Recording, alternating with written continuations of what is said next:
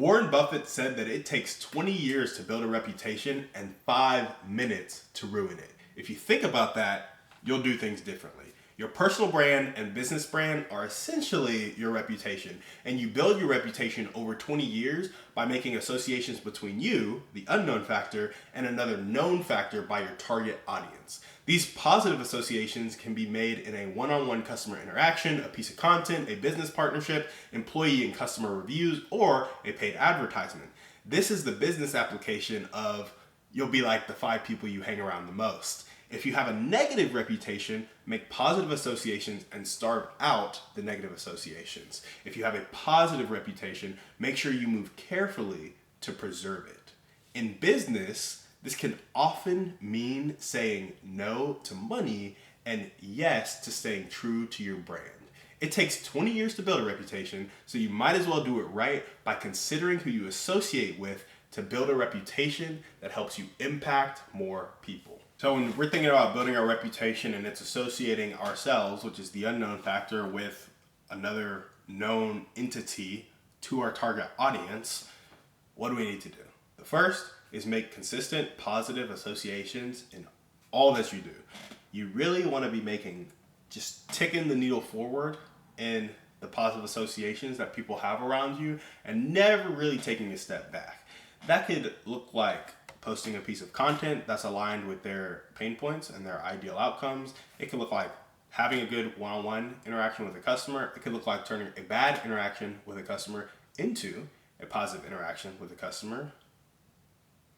Making paid ads that really speak to your target market in a way that they want to receive it.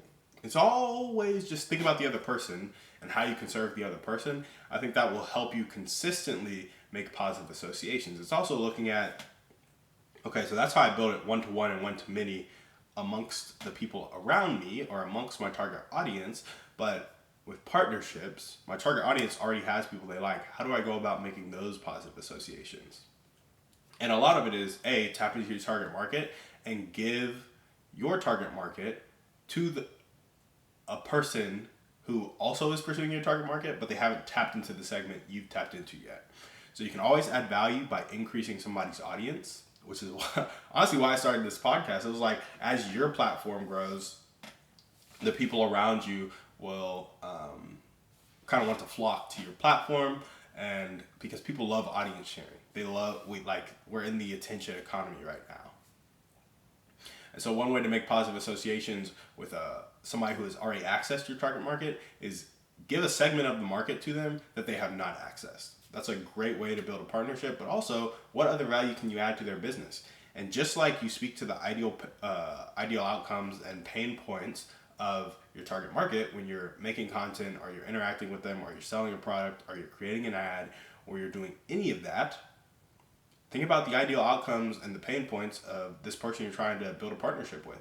And how can you come alongside them to make a positive association? Maybe they're not able to serve their target market in one way, but you know the solution to that. Come alongside them, give it to them for free, and now you've built a relationship with them. And it's like, hey, as long as you just allow me to sponsor this solution, your audience will think of me in the same light they think of you, and it'll be positive. And the more consistently you do stuff like that, the more positive associations you will build, and the stronger that it'll get in the minds of the people you're trying to help. So after you're making those consistent positive associations by just thinking of other people and literally all that you do, if there's one blanket kind of statement that would help you make those positive associations, it's like, think of other people and all that you do, what they want, what they need, and how you can come alongside them and help them, and that will grow. You need to avoid unnecessary negative associations. And so what this comes down to for real is like, think about yourself.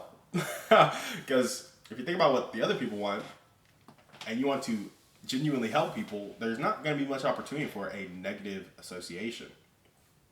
Of course, Alex Hormozi was talking about brand recently, and he was saying sometimes you make moves that's going to alienate a small base of your audience, but you're going to capture a much larger segment of your audience. And that's when it's like, okay, that might be a necessary negative association. Like you started consistently producing one type of content. Like Hormozi used to post really long form content, but then he was getting reinforced from posting small form or like short form content and more 10-minute videos and more kind of eye-grabbing titles because that would help him get a larger segment of audience.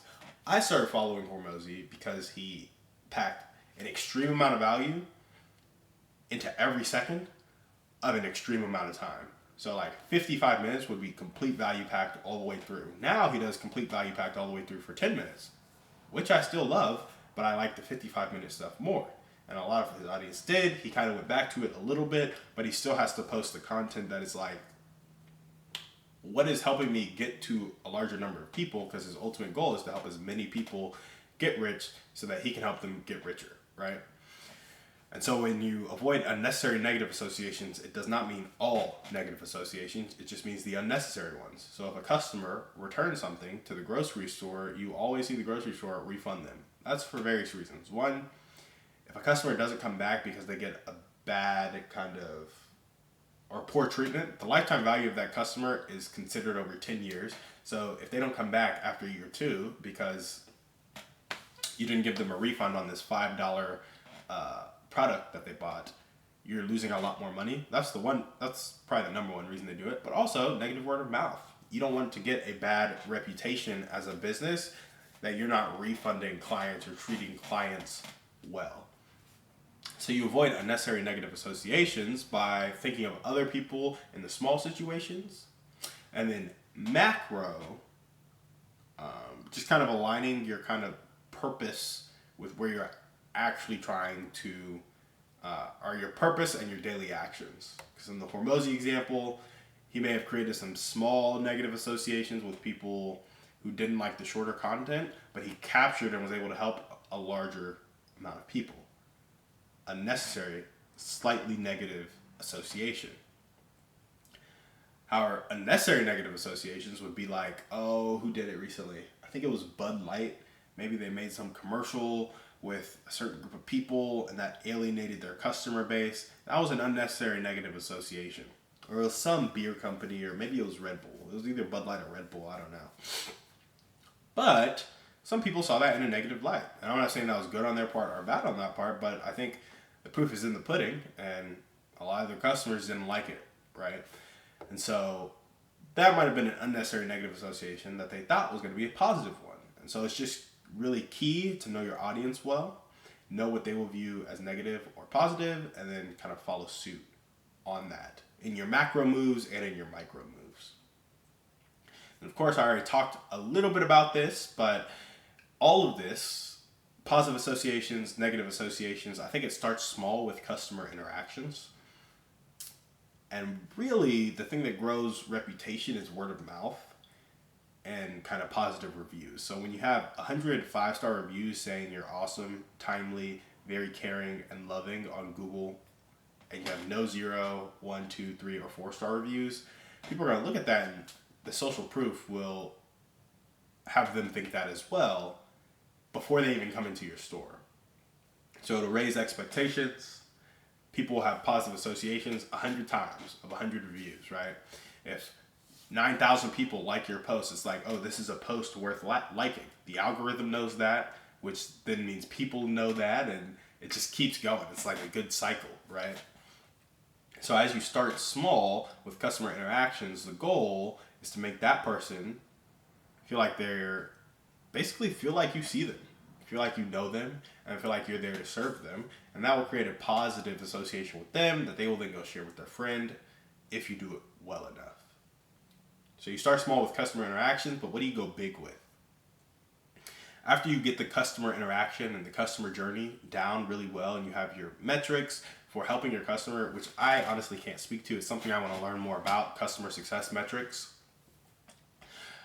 After you have that down, which I kind of wish Alex and Layla would talk about it more, because I know they have it down pat. Like, they talk about the metrics all the time, but they briefly mention them and they never deep dive into them. And I assume it's because it's not the sexy stuff like marketing and sales, but it's the important stuff. But I digress. When you start small with customer interactions and you get that down, you now need to go big with partnerships. Because the customers you are getting, the segment of the market you can reach, loves you. And they're telling their friends. But their friends are probably in that same segment. So in order to access other segments of the market, You now need to go big with partnerships and online presence. And that's really creating positive associations with people like Russell Brunson and Tony Robbins, for example. Russell Brunson, ClickFunnels guy, traffic secrets, .com secrets, all those secrets. He built an association with Tony Robbins that allowed them to host events together. And so Russell Brunson was able to tap into the market of his Dream 100, as Russell calls it, to start selling his product. And his Dream 100 is like, Russell's a genius. He was like, to build a relationship with them, just show up how you would show up in a relationship and just add value, add value, add value. So like comment on their posts every day, like their posts every day. Your Instagram feed, your social media feed should be full of people who are just in your Dream 100, and you should be active on their posts. You should spend 15, 30 minutes a day just commenting, liking, DMing, interacting with other people on their posts so that you get known and that they really see you. And after they see you, after 6 months of this, after a year of this, you can start to make the approach and start to get on their podcast. You can start to have them on your podcast. You can start to interact. And then that first form of relationship where it's like a podcast can move to kind of a partnership. Maybe it's affiliates. And then after affiliates, it's business partners. It could be whatever. But work with your Dream 100 to tap into their market by just showing up consistently in their world on social media. Like that's what Russell Brunson says, and he says that he did that to launch ClickFunnels, and it helped him get in front of people like Tony Robbins, and his platform helped him get in front of people like Tony Robbins. So have a value add, which is your platform, and then make sure your online presence is focused on people who you can go big with, which means they're already big. You get to large places and you see far by standing on the shoulders of giants. That's what we got for you guys today on the show. We want you to make consistent positive associations, avoid unnecessary negative associations, and to start small with customer interactions. And once you've perfected that, go big with partnerships and online presence by creating that Dream 100 and showing up in their world regularly, and then thinking of a way that you can add value to them, i.e. a platform, i.e. affiliates, i.e. Helping with some sales, marketing, or customer success thing in their business, and then partner up and go big and start to tap into segments of the market that you've never gotten before. And so that's kind of how you build your brand, your reputation. You associate with people who are viewed positively, and you cut the associations that are viewed negatively. Thank you guys so much for watching. We will see you on the next one. And remember, we are a community of people judged not by our wealth, but by our impact.